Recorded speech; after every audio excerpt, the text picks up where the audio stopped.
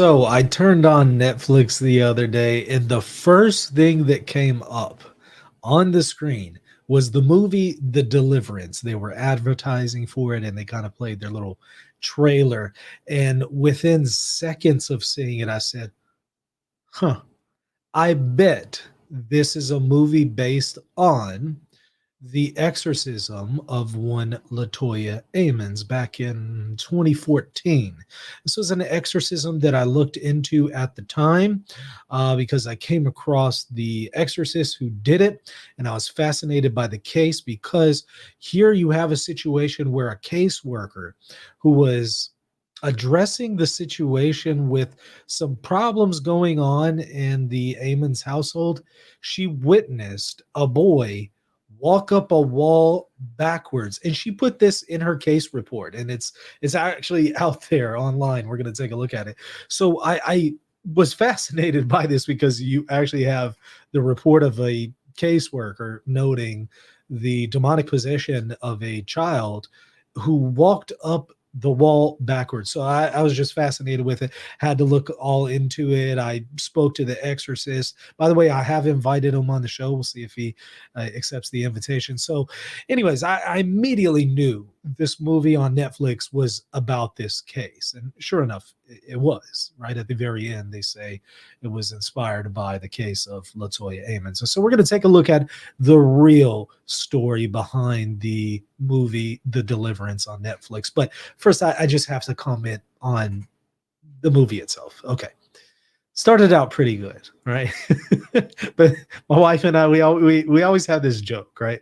Some of these movies start out great, and then it's like the producer starts to smoke crack or something, and then all of a sudden just says, "Let's put this in here, and I think this will be cool," and it's the most outrageous thing that just completely spoils the movie.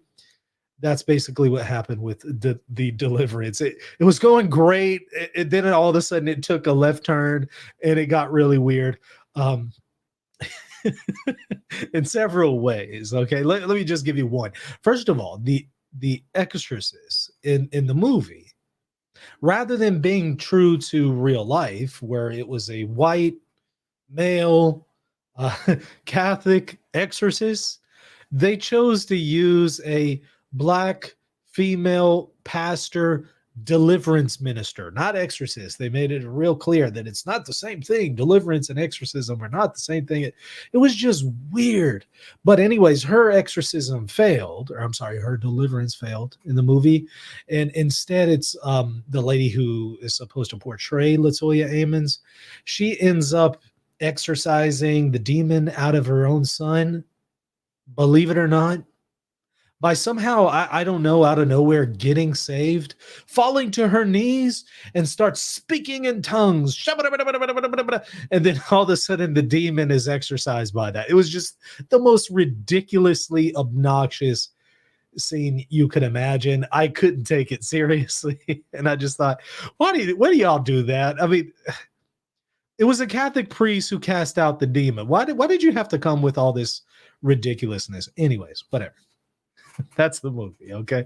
Let's talk about the real thing. Let's talk about the real exorcism. So what I want to do today is go over a couple things.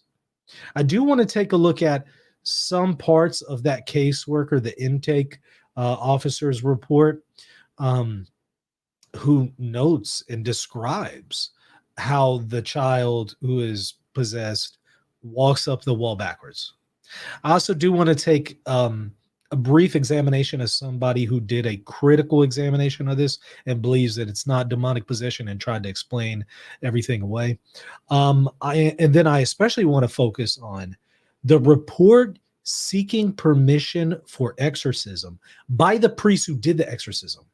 There's a 6-page report, and I think that most people who are even familiar with this particular case are not familiar that report is online. So he gives a report of, the things that he observed kind of leading up to the exorcism in order to get permission from the bishop to do an exorcism, because you have to have permission from the bishop. Why the bishop? Well, bishops are successors of the apostles, not as apostles themselves. They haven't seen the resurrected Lord, but successors in the teaching, governing, and sanctifying ministry. And they have this apostolic succession, and along with that comes the ability to cast out demons in Jesus' name. Jesus gave the apostles authority. I give you all authority in Matthew 28, he says. And then that authority is passed to bishops. Now, a bishop can't be everywhere. So usually what they do is they will appoint a priest to be their exorcist, a priest who will go out and kind of have this ministry of casting out demons on behalf of the bishop, but they have to have permission. The priest can't act alone. They can perform what's called a minor exorcism. Any priest can do that, but a major exorcism, like the full-blown thing, you have to have permission from the bishop, because the bishop is the one who has that authority from Jesus Christ. If you don't have that authority, what do we find? Well, we find that demons don't take the person seriously. And that's why in the New Testament, those who did not have authority to cast out demons were scolded and beaten, physically beaten by a demoniac. So they have to have permission. And so a priest can't just go willy-nilly and perform an exorcism. He has to have the approbation of his bishop, of his superior. And so in this particular case, he's seeking permission from the bishop and saying, okay, here's the deal. Here's all the things that I observed. This is why I think it needs an exorcism, and not something else like a mental health physician, because the Catholic Church is very, very clear. There is a difference between somebody who's possessed and somebody who has mental health issues. If it is not a situation where a person has mental health issues and it's very apparent that there is something demonic going on, then you will have permission from the bishop to perform an exorcism, which was granted to him. So I'm going to take a look at that. I want to take, again, a look at the intake officer's report. I want to take also a look at a skeptic's perspective on this, and then briefly, what seems to have happened after the dust settled after the exorcism itself. Okay, so let me go ahead and share my screen so that we can take a look at the report itself. And you should be able to see it right around now. Here is the report seeking permission of the bishop for exorcism. All right, so let's see what all the priest said. Let me try to make it a little bit larger. Okay. On Friday morning, April 20th, 2012, in the midst of my weekly Bible study, I received a call from Chaplain David Neville of Methodist Hospital, since I was on call for Father Joseph Yuko to come to North Campus to perform an exorcism on a boy witnessed by many as walking backwards up a wall. In fact, let me read that to you from the caseworker's report as well, and then we'll come back to the exorcist. The caseworker starts out and says this: Miss Amons was discussing the event that led her family to the hospital this evening, and her 7-year-old son started making, and it says this, the son, and they clearly redacted the name, started making noises such as growling when she would speak about different churches that she visited and call looking for help with the demonic spirits in her children and her home. Blank was on the other side of the curtain in another room, and she heard his sounds. The more Miss Amons discussed the churches and the advice she was given on how to kill the spirits, her son Blank got louder and louder, growling until a loud shuffle started in the room next door, and the Blank shouted for her mother to come help. FCM and Miss Amons went to the other room to find Blank had Blank, another one of the children, 9 years old in this case, in a headlock, choking him. Blank's eyes were rolling in his head, and he was growling, and his teeth were showing while he held tight to his brother's throat. It took several staff to pray his hands off of Blank to release him. Anyways, it says, afterwards, let's call him John Doe, right? Let's just call him John. Afterwards, John began to shake, and he laid back down in the bed, and his facial expression changed. Later that evening, FCM Washington and psychologists and the family were in the room discussing placement for John. And then John began to growl again and stare into so-and-so's eyes, and the facial expression changed.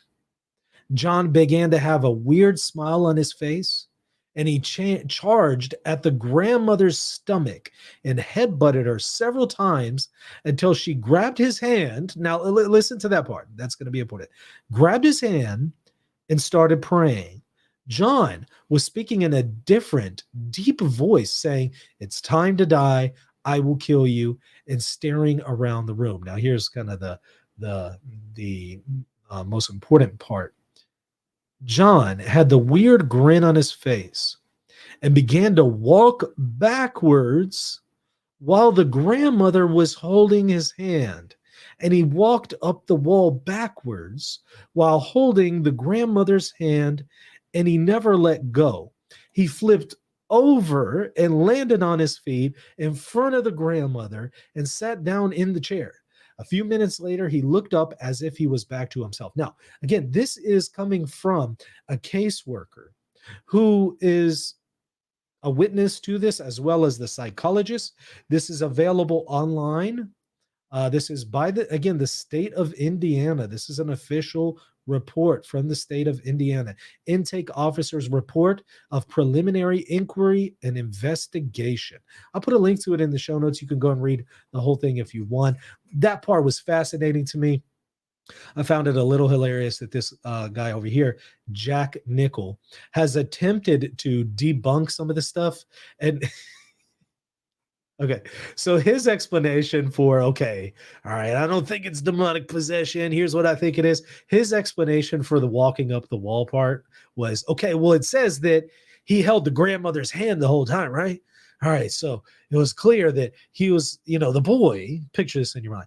The boy was holding the grandmother's hand, and he was able to climb up the wall by holding her hand and pressing up against her and then pushing up on the wall, and to where he walks all the way up the wall and flips over backwards, and he's holding her hand the whole time, so clearly he was physically strong enough to do this. Are you kidding me? A 7-year-old? What's 7? Show me a grown adult who's strong enough to do that, let alone a 7-year-old. Seriously? So could you imagine somebody trying to hold somebody's other hand, and you press up against their hand and you're holding it really strongly, and then you're pressing up against the wall? Yeah, try to do that. See if that works out well for you. I'm sorry, I'm not buying that explanation, but that's coming from a skeptic. This is what I call mental gymnastics. Pun intended. Okay, so let me share my screen again, and let's take a look at what the exorcist says. He says, many said and witnessed that the boy walked up a wall backwards.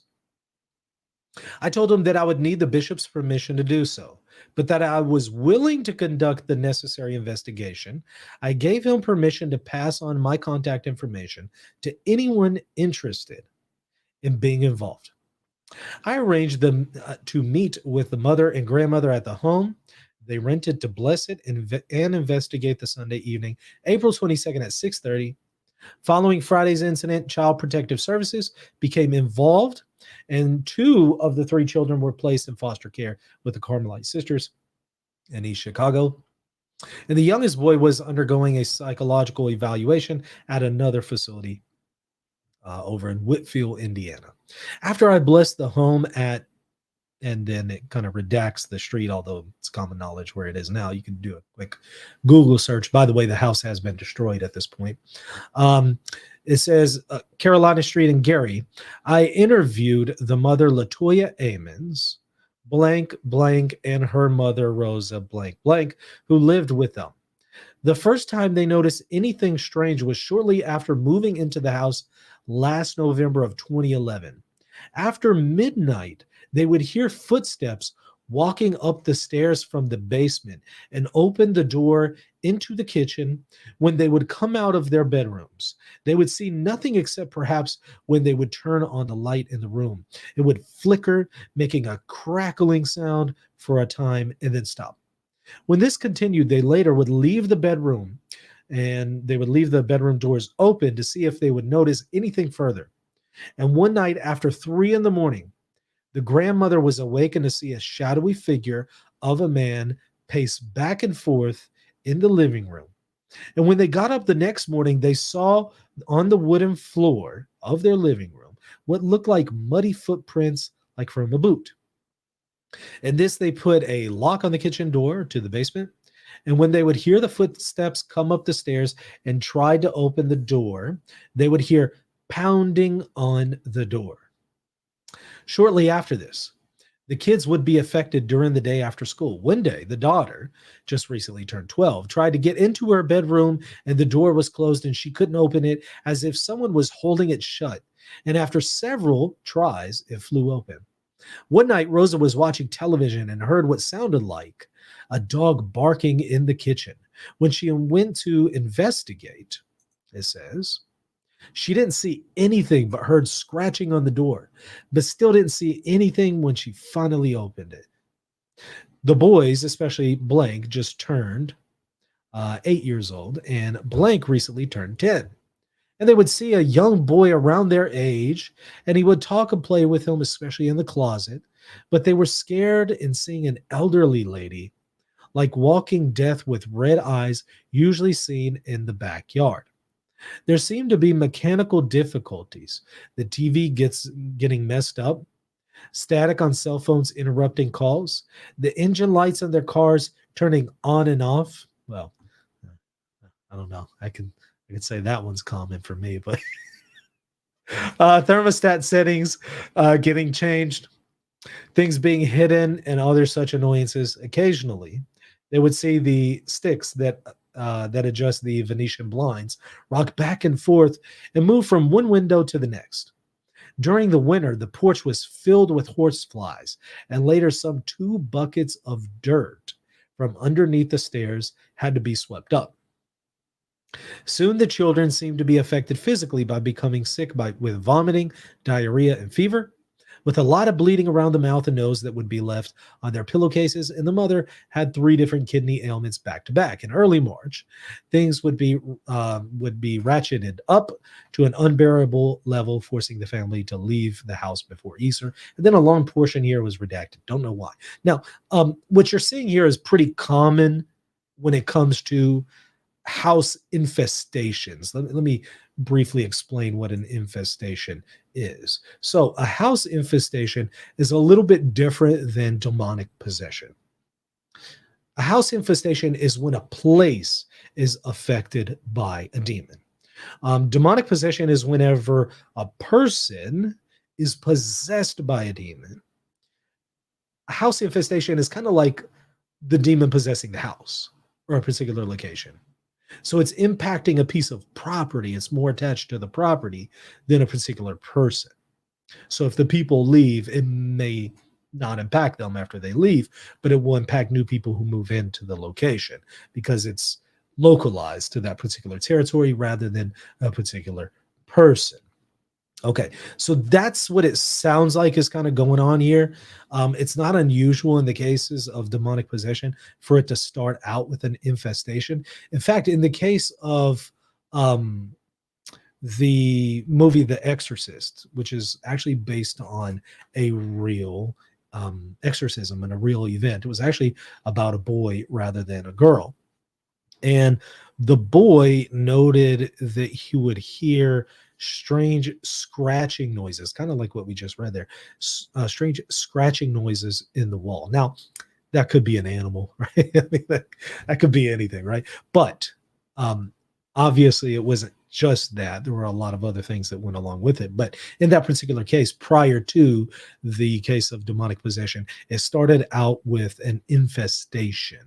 So sometimes you'll have a house infestation and then it will be escalated to a demonic possession. And that sounds like what is going on in this particular case. All right, so let's continue reading and seeing what the report says. So it continues. That weekend, there was a family getting together at the house, and Blank, I guess we'll just call him again, John, was sitting on the couch when something pulled her off the couch. Well, no, I suppose that would be Latoya. Blank was in the bathroom and something threw him into the middle of the room. He complained that something was pulling on his limbs and genitals, and then they saw his stomach go in and out. That's, pretty unusual. Next, Blank is picked up and thrown into the freezer that is in the living room next to the kitchen door. Afterwards, the kids become sleepy and go to bed. Blank is then awakened that something is pulling her off the bed. Family members and friends begin leaving, and some complain that something has followed them, giving them a heavy feeling or a headache that may take a couple of weeks to finally dissipate. No one wants to come home to the house anymore. Well, understandable. What often happens, however, in the case of an infestation, people will say, well, why don't you just leave? In a lot of cases, they don't have anywhere else to go. So that's part of it. Me, I would rather live on the street though. Just saying. All right. Rosa tries to contact her mother, Ruth, over the phone about what has occurred, which takes several tries due to bad connection static. One can hear the other, while the other can't, except for cursing, which both would hear. When Ruth tries to call back, 10 zeros appear on Rosa's phone, which left a garbled message. Eventually, they were able to communicate to the point that Ruth would talk to her neighbor, who belongs to a church that deals with deliverance more than their Baptist church, which was reluctant to get involved in such a way. That's weird. Early that week, Ruth brought in an evangelist to pray over the kids. When she went into the basement, she felt a lot of activity that was confusing and felt that Latoya was the one being attacked and would attack others through her, and that she would need an exorcism. She was so overwhelmed that she had to leave the house, but she did suggest anointing all the doors and windows with oil, go through the house with bleach and sage incense, sprinkle salt throughout the basement. And she also set up a small altar in the basement. This is just weird because I'm just thinking, how does this work with a evangelical? I mean, you're using all these sacramentals like holy water and blessed salt and stuff like that. That comes from a priest who blesses them. You know, an evangelical can't do that. And they usually don't believe in that anyway. And an altar? Since when do Baptists believe in an altar? So, okay. Interesting how they're kind of borrowing all this from the Catholic Church, but okay. A small altar in the basement with an open Bible and a candle and an incense burner. I guess evangelicals now have incense too. This did seem to work for 3 days. They then discovered that the statue of the Holy Family that was placed on the altar had been thrown across the room, breaking off the top part. So they had a statue too. This doesn't sound like any evangelical I know. The kids now seem to be affected outside the house, where the crazy behavior would jump from one child to the other as they would get into the car. One would run to the car and start kicking it. And when restrained, the other would throw down to the grass. Then one would start cussing and saying, "It's time to kill," or do some sort of demonic chant where one would stop and the other would pick up where the other one left off. Once inside the car, one would be rolling his head and stop, and the other would start banging his head on the armrest and stop. And then the crazy demonic talk would start moving from one to the other. When the entity leaves, they fall asleep. So sounds like it was impacting everyone. Now, demons can impact people in an external way without being a case of demonic possession. You could have a case of oppression. So there's different levels to demonic influence. Possession is the most severe, and it's pretty rare. It is real, but it is pretty rare. Demons tend to impact people in more subtle ways, but oppression is one of them. Sounds like that's kind of what's going on here. So it sounds like we're moving from an infestation stage to an oppression stage, and that will eventually lead to a possession stage. Okay. So the last straw was when they witnessed a Febreze bottle levitating and moving back and forth in the living room before being thrown into Latoya's bedroom. That sounded like an explosion, which knocked the lamp to the ground, breaking it.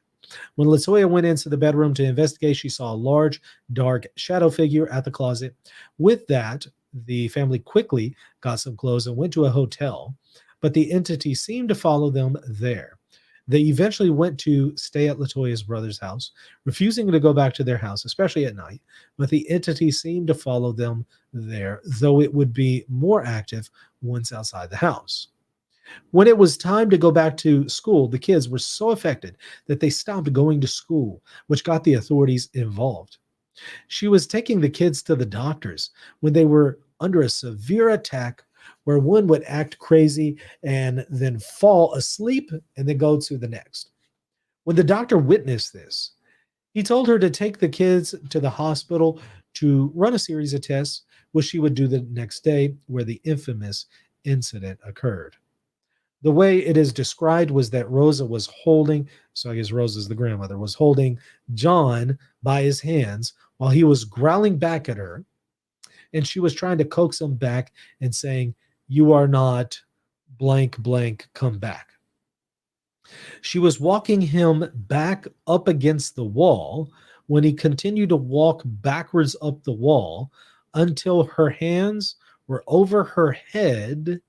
So, like all the way up there. Do you really think the boy is that agile? You really think he's that strong? No. So I'm not buying the explanation. By the way, I doubt very seriously the extension of one's arm, and his arm and feet would extend all the way to the top of the ceiling. But I don't know. Maybe these are short ceilings. Maybe these are 8-foot ceilings.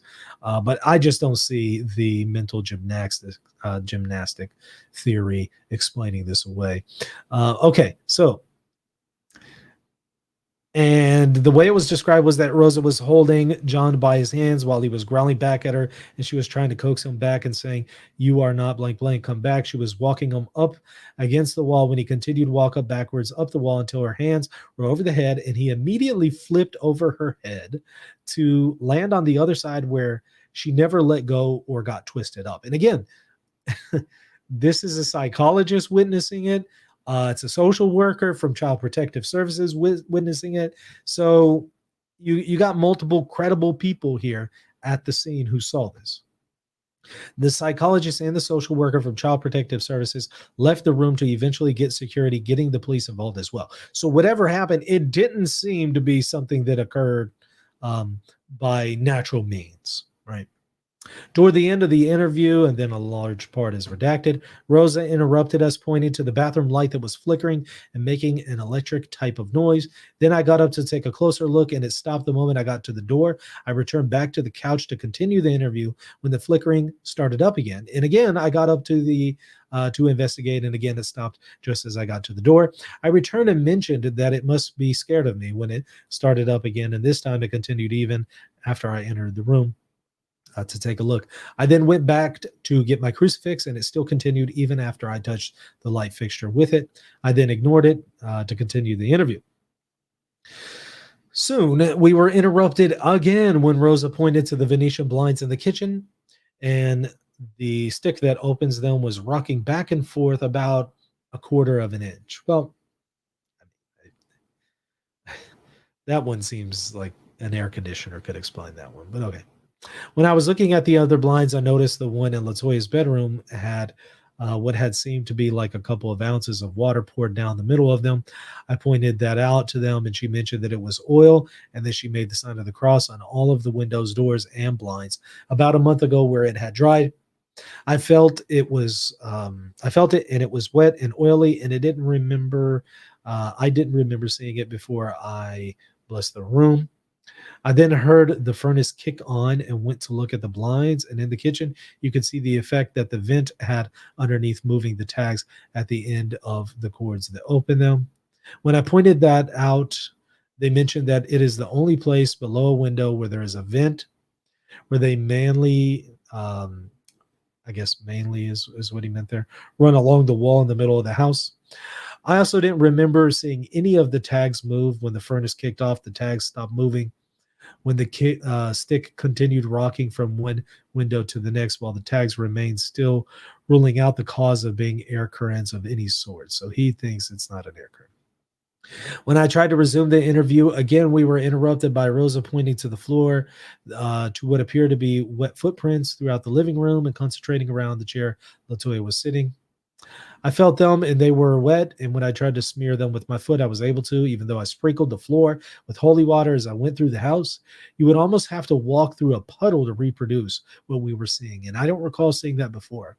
Soon Latoya began complaining about having a headache. I got my crucifix and placed it upon her head, and she began to quiver and convulse.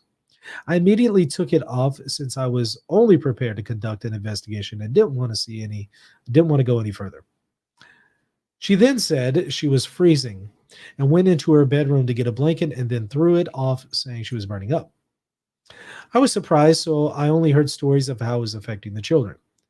I asked if it affected Rosa also, and she said that it never affected her. Latoya was then becoming lightheaded and finding it difficult to concentrate and talk. I then looked at my watch and was surprised to see it was 10:30 p.m. She could call me later that week, and we could finish talking. And then that part's redacted. I also gave them permission to give my phone number to other witnesses, and they could call me. I then gave her and her mother a blessing as requested and left the house with them. The next day, Rosa called me to say that Latoya was sick as a dog and that she was sleeping in the same room when they woke up to something moving the covers off their feet. Another part is redacted. I don't know why they have large parts here being redacted.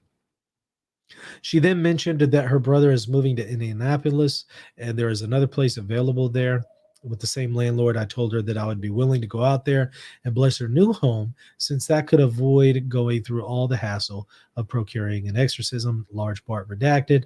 And then it says that Tuesday, I got a call from her friend Blank, who was present at the March 10th to get together, seeing the daughter mysteriously being pulled off the couch and complaining about being pulled off the bed.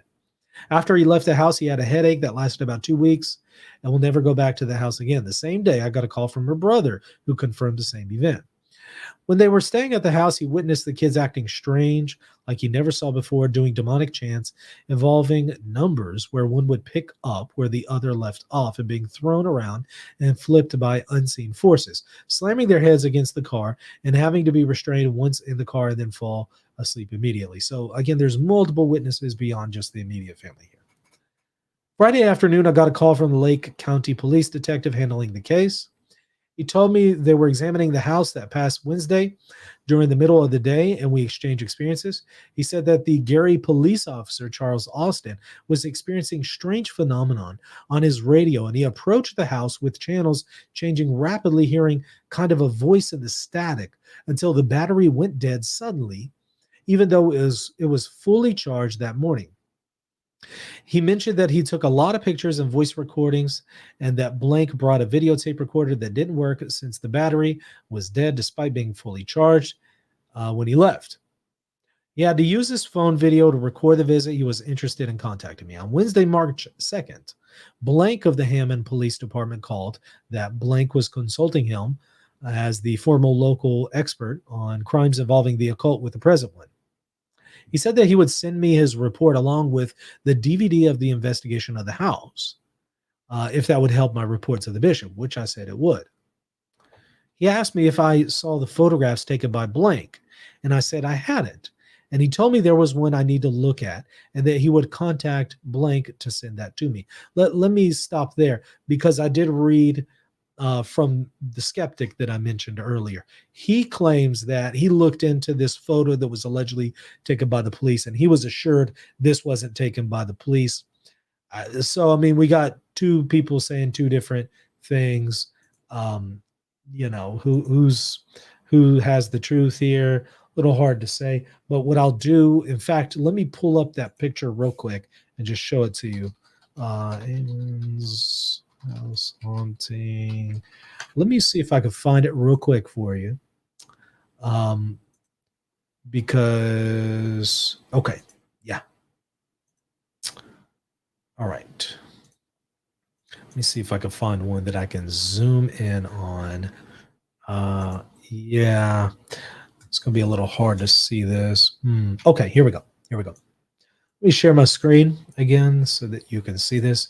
This is the photo that is in question that is supposedly taken by the police, although others are denying that.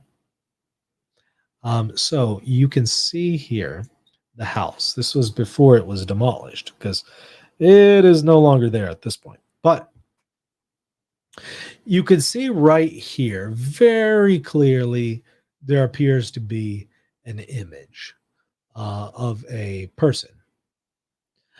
So this is what had a lot of people concerned because they said that this was not any human that they knew of. So yeah, it kind of disturbed some people. And again, it's supposedly the picture that was taken by the police officer. Okay, so let's go back over here to the report and take a look at the rest of what it says. Okay. All right. He did call and sent me the photograph by email, which looked like a white face, which is what we saw there, underneath the stairs to the right, and perhaps a darker greenish face in the middle. He later reviewed his audio recording while he was taking those pictures in the basement. And after he mentioned that noises would be heard in the basement, it picks up something whispering, "Hey." I mentioned that I was told that the youngest boy liked to play and talk to an unseen boy around his age. He mentioned that he found it strange that the poured cement floor appeared to be cut underneath the stairs and that there was dirt. He was going to procure a dog. He was going to ask the family and the landlord if you could dig underneath and if it wanted to be if it wanted to be there. And I told him if it wasn't a crime scene, I would like to see if anything was buried there and pour blessed salt over that area. They were also going to check if there were any unsolved crimes, missing persons involving children in there, and the history of who owned and lived in the house. On Saturday, May 5th, I received the promised police report. In looking at the DVD, there was no trace of footprints or of the oil I saw on the blinds. On Monday, May 7th, I drove to Indy to bless the apartment before they would move in that Friday. On Wednesday, May 9th, Blank called that they procured a dog, however, not a cadaver dog, since there is only one with the Chicago Police Department used for looking over a wide area. And that they would revisit the house the next evening. In their research, they discovered that the house was built in 1926. And a newlywed white couple moved in and lived there all their life. After she died, it was sold, and the new owners never lived there, but would rent it out to various tenants. The present owner bought the house in 2004 and rented it out to various tenants. On the block, there was one murder, a domestic dispute that was solved. The next day, when the house was revisited, I was there. There was no reaction by the dog. The police began digging slowly at 2 feet deep. Many disturbing things began to turn up, beginning with a fingernail, then a pair of women's underwear, a heavy metal object that seemed to be there a long time, and was thought to be a weight that would hold down a draper cord, hair beads, the top of various candy bar wrappers, a pair of socks with the bottoms below the ankles cut off, a strange oval red lid with a tea kettle perhaps, and what we thought was a bone turned out to be a plastic broken piece from perhaps a shoehorn. After about 3 feet deep, you can see a pristine layer of sand, indicating that no digging went any deeper. Ruling out a possible crime scene, the hole was filled in with its contents, and I poured blessed salt over it.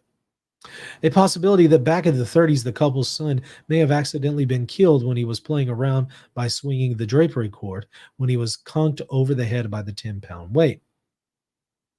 The grieving mother may have turned to the occult to conjure up her son, with having her husband's involvement, who likely liked the energy boost from candy bars while burying the personal items surrounding the death. If this worked once, perhaps it was tried other times with people close to her, like her mother.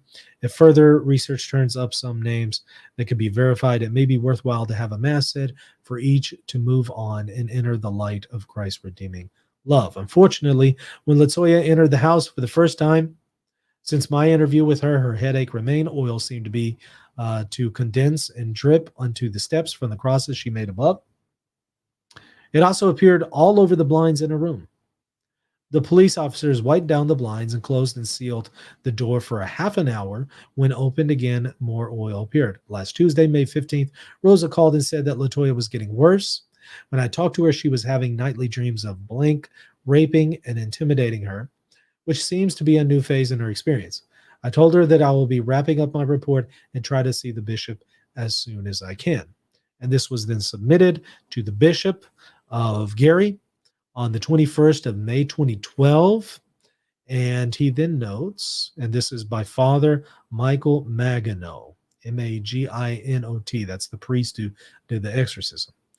Pastor of St. Stephen Martyr Parish in Indiana. And he did write down permission was granted by phone at 3:30 on Wednesday, May 30th, 2012 by the bishop. So he got permission. He did the exorcisms. And they eventually left the house. So they moved locations, and it's pretty sad, because okay, couple things. The house itself, the next people who moved in, they said they didn't experience anything. Shortly after that, it was purchased by a guy who's really big into ghost adventures. His name is Zach Baggins. He purchased the house. I think he made a little film out of it. I think he was trying to get, evidence of hauntings on camera and stuff like that. Um, well, he then had the house demolished after that filming. So at this point, no house there. As far as what happened to the Amon's family, I wasn't able to find a lot, but this was very sad because I was able to find this. This is very unfortunate. And please pray for the repose of this man's soul. Armani Amons. I don't know if this was the boy or if this was the brother of the boy, but this is one of the kids from the possession, and he passed away 2021, October 8th. I don't know what the circumstances were.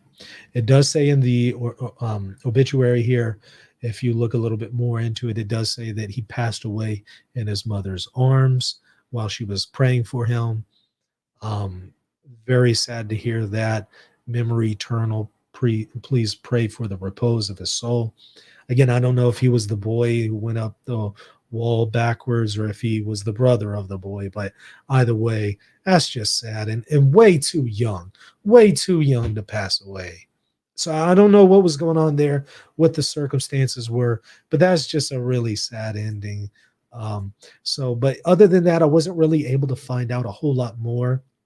I was trying to see if Miss Latoya Amons does like some more interviews. I couldn't find a whole lot, and so I don't know what was going on there. If you find out more information about it, let me know. Email it to me. I'll be happy to take a look at it. But that's what I was able to uncover so far. To me, it appears that it's a credible case because, first of all, you have caseworkers, psychologists that are witnessing this stuff, and it's clearly unexplainable to them. Um, that would seem to suggest demonic possession. And also, if there was enough for the bishop to grant permission and go off of, I think it's credible at that point because usually exorcists know in the vast majority of cases there isn't a demonic possession. The people who contact them, they need help mentally or there's something else going on, but it's usually not demonic possession. So for them to rule that this was possession and do an exorcism tells me that there was certainly something there. So it seems to me this was actually a credible case. So looks like the demon was cast out. The property was then destroyed, but there's also a sad note here with one of the children passing away. Maybe we'll find out more now that the movie Deliverance is out. I suspect maybe more people close to the situation will talk about it.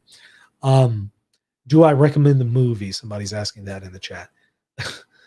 It was so ridiculous. Like it was just it was interesting at first until they get to the part where they bring in this evangelical lady, deliverance lady, and that's just when it went downhill.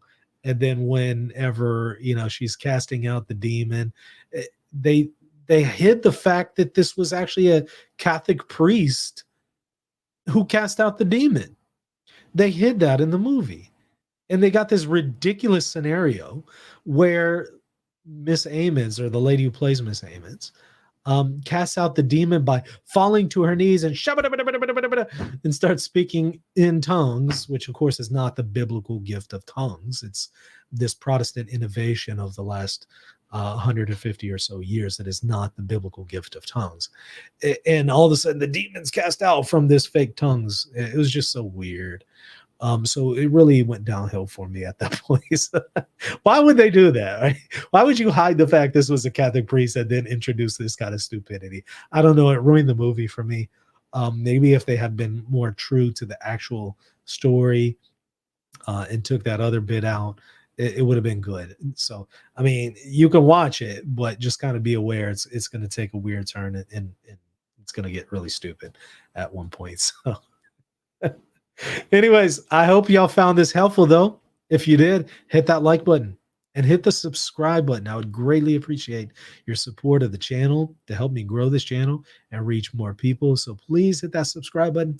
Also, check me out at patreon.com/reason and theology. If you want to become a patron and support this channel, and you'll also get access to extra content. So check me out there, patreon.com/reason and theology. Okay. I'll see y'all later. God bless.